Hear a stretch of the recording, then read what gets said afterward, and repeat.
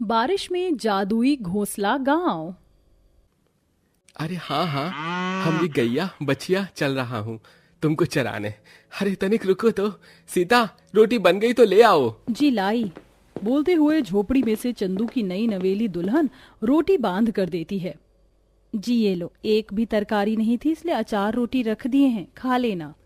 अच्छा, मैं जाता हूँ। इतना बोलकर चंदू अपनी गाय हाँकता हुआ मैदान में उन्हें चराने ले आता है, जहाँ गरीब प्रकाश और उसकी पत्नी सुभद्रा कड़ी धूप में हल चला रहे थे। जय राम जी की प्रकाश भैया, कैसा चल रहा है खेती का? अरे बस बरसात होने की बाट जो रहे हैं चंदू।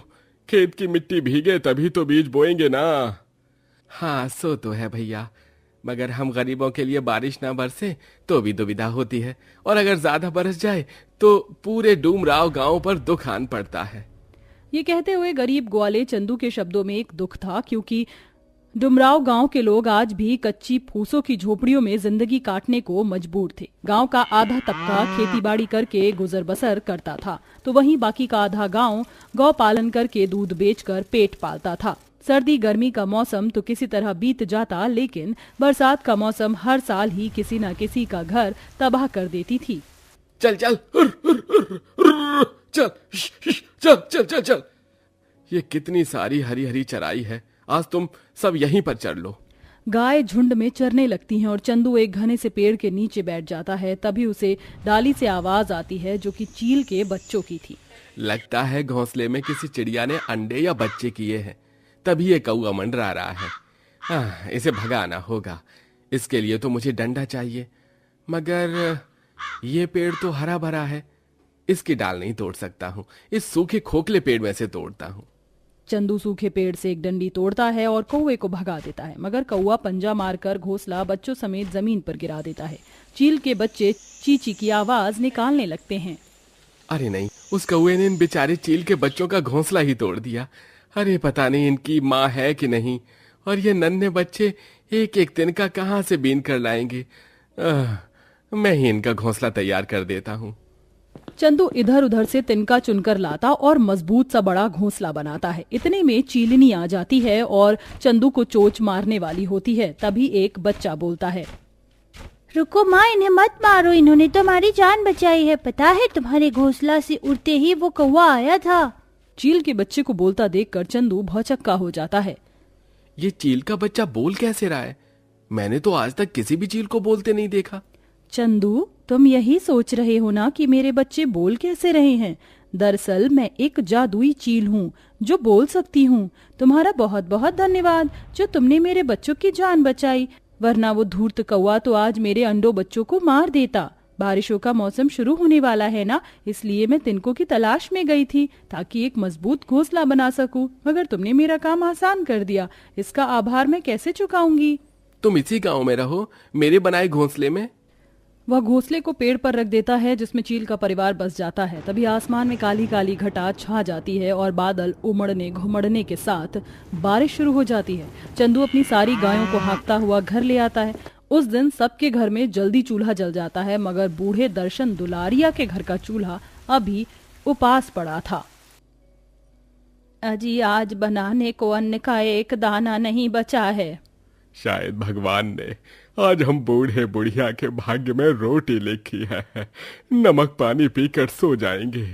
तभी कोई दरवाजा खटखटाता है, जहां सुभद्रा और प्रकाश खड़े थे।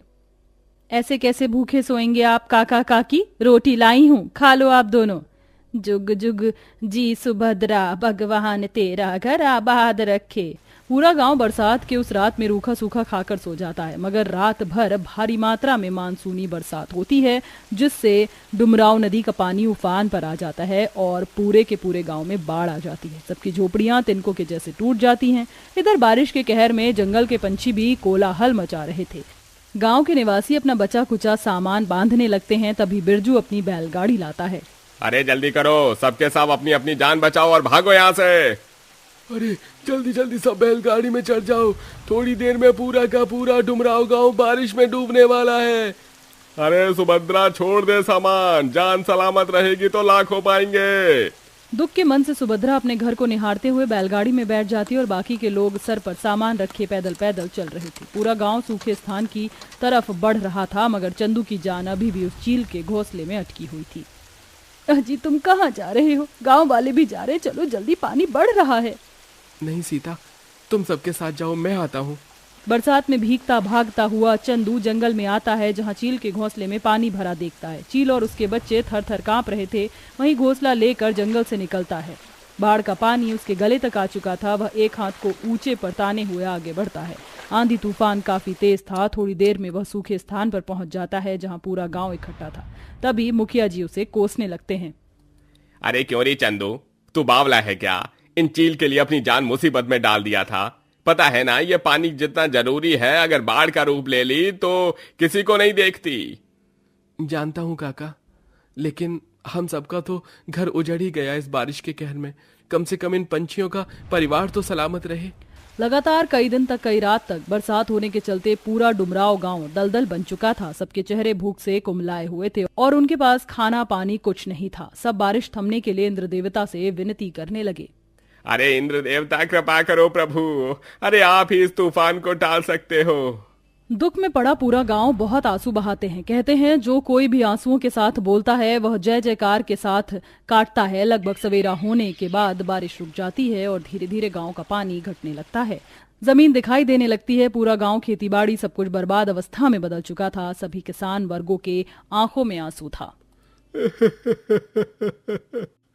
हे भगवान, इस बारिश ने हमारे गांव की क्या दशा कर दी। अरे हमारे खेत खलियान सब तबाह हो गया। न खेती के लिए उपजाऊ जमीन बची है, ना ही रहने के लिए घर।